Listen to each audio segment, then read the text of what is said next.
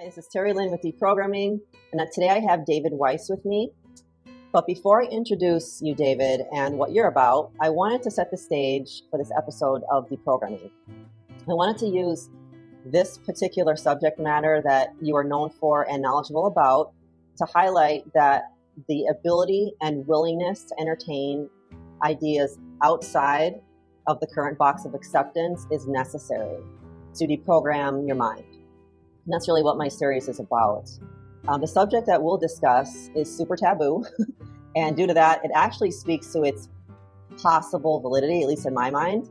So here's the indoctrination program that I think we're dealing with here. This quote, "You need to listen to who and what we say is right." How convenient is that? That, to me, is a religion, a set of beliefs, not provable facts. So now I'm not saying that belief systems are wrong, and I'm not saying that we don't need them even as placeholders to function in society. But what I am saying is that if your belief system is disguised as a system based on facts, which in turn later turn out to be not facts, then you have fallen victim to programming. This is not free thought and is not critical thinking. So what I see now is I see people that have, I quote, authority reverence, who in a position of perceived authority is telling you what is true, saying they did the research and to just trust them. So who are they? We have to ask ourselves who they are and what do they have to gain. So I think we need to believe nobody and we need to look at the evidence for ourselves.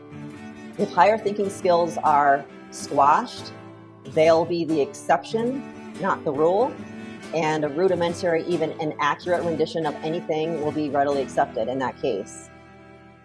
Everything we've been taught is turning out to be a lie, which is really an overwhelming thought for nearly probably every one of us. So welcome, David Weiss. You're also known as Flat Earth Dave, and I understand you've been doing what you're currently doing for a while. If you think Flat Earth is dumb, I'm offering 3 Bitcoins for 1 globe proof. The challenge is, got to get the app. It's $3, right? If you want to send messages on the Friend Finder, it's $11 a year, but you don't have to do that to do the challenge. Watch the daily video every day for 2 weeks. If you want to speed up, you can kind of go backwards for 2 weeks using the archive button. And then if you have a proof of the globe, send it to me. You can contact me through my website.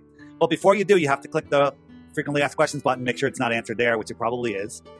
And if you do that for 2 weeks, the chances of you sending me a proof, well, I'm not going to say they're 0 because you might send me one that you believe is a proof. The chances that you're sending me an actual proof, in my opinion, are 0, but you might have a different opinion. But the chances of you actually becoming a globe denier are in the high 90s, 90 percentile. So if you take the challenge, warning, you might become a flat earther. Yeah. And that's how you become a flat earther. Try to debunk the globe or prove flat earth. I mean, try to prove the globe or debunk flat earth. That's how you become a flat earther. That's how I became a flat earther. Yeah, I refused to look at it. People that even suggested that I look at it, I banned them from our social media because they're too stupid to listen to our podcast. And then I was forced by a researcher I trust to look. And I watched a couple videos and I was like, that's interesting. Now I'm just going to find more information and disprove this nonsense. And for 2 weeks, I didn't sleep. I was looking. And at that time, it was easy because YouTube would just feed you video. Hey, check this out. This guy uploaded this video. Hey, this video. And all great content. Tons of great content was coming out. Now, Flat Earther puts up a video. Unless you're subscribed to that channel and not automatically unsubscribed, you have to go looking for it and you won't find it. Like one of the greatest videos out there, one of the longest standing ones is, this is the name. And it had millions and millions of views.